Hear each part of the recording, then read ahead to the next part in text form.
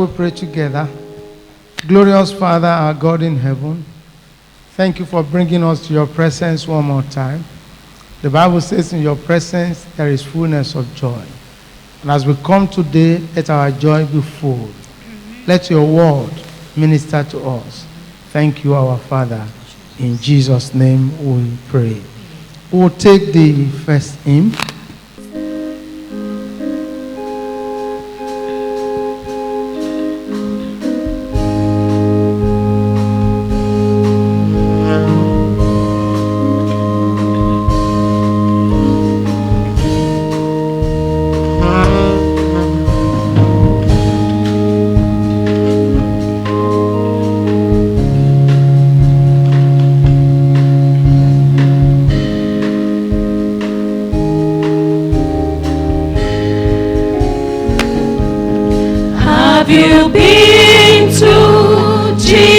For the cleansing power, are you washed in the blood of the Lamb? Are you fully trusting in His grace this hour? Are you washed in the blood of the Lamb?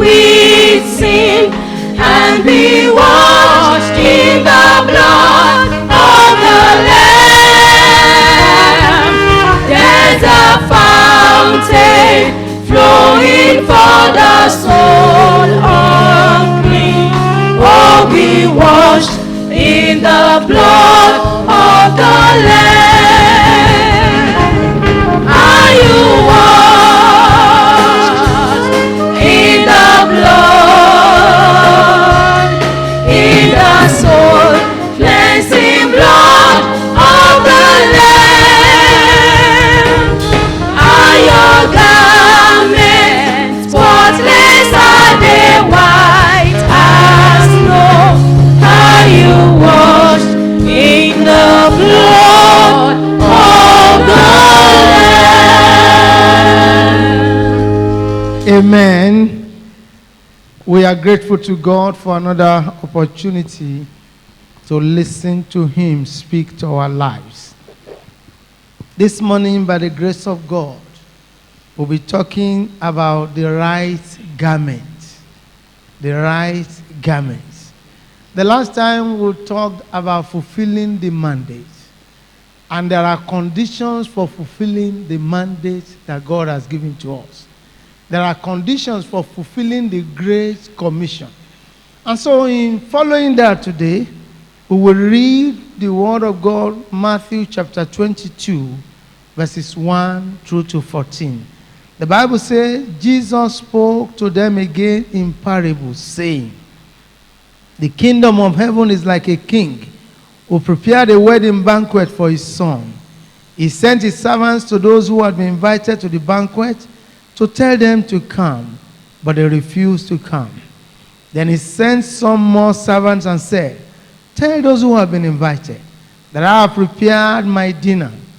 My oxen and fattened cattle have been butchered, and everything is ready. Come to the wedding banquet.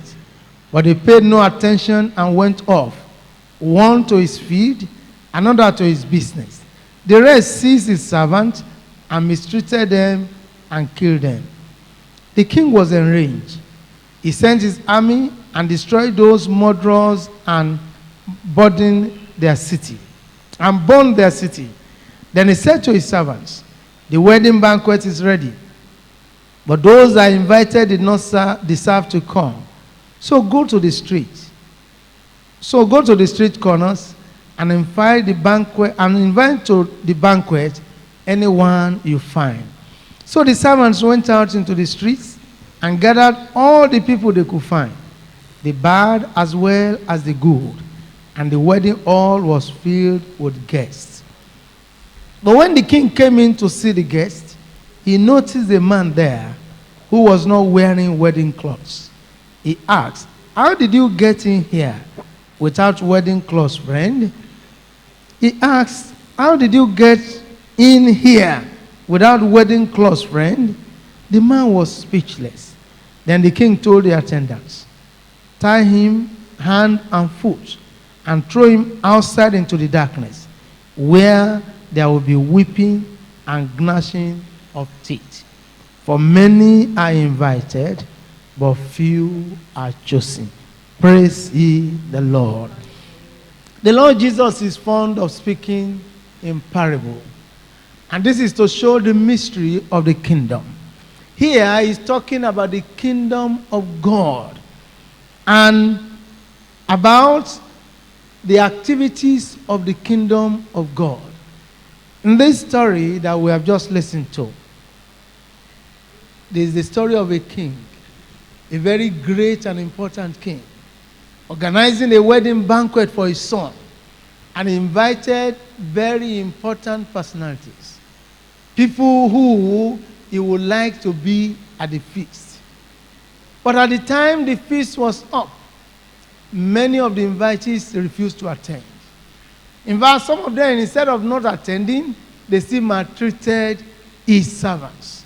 And because of that, the Bible says the king was enraged. He was so angry that he had to destroy them. He burned their city. He now opened the gate for everyone that so wished to be invited. So he called his servants together and said, go into the streets and bring in as many people as you can find. As the servants went into the streets, they invited all, and the Bible said both the good and the bad were invited to the banquet. The whole hall was filled. And people were marrying, they were eating and drinking until the master himself came.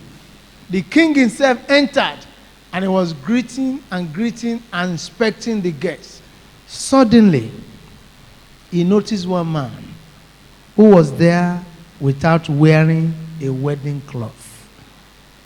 He noticed one man who was there without wearing a wedding cloth. You may ask, why did the servant invite somebody who was not wearing a wedding cloth?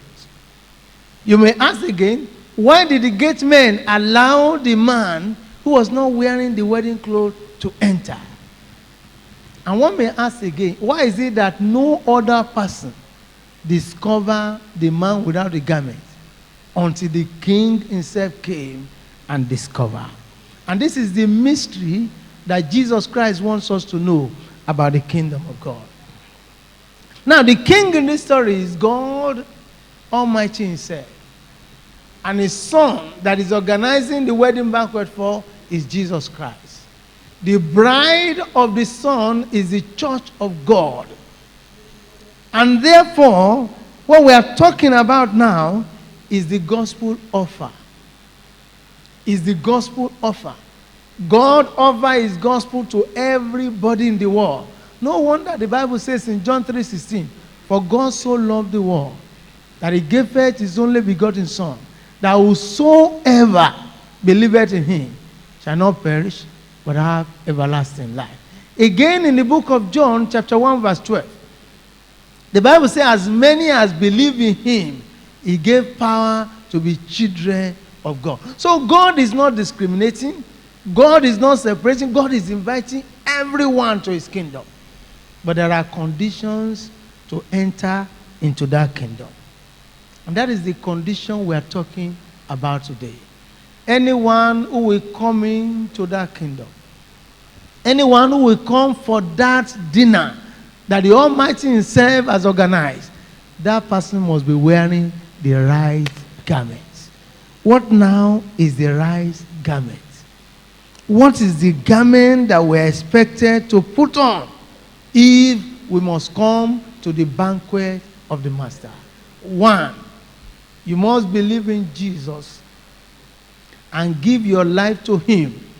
You must make Jesus your Lord and your Savior.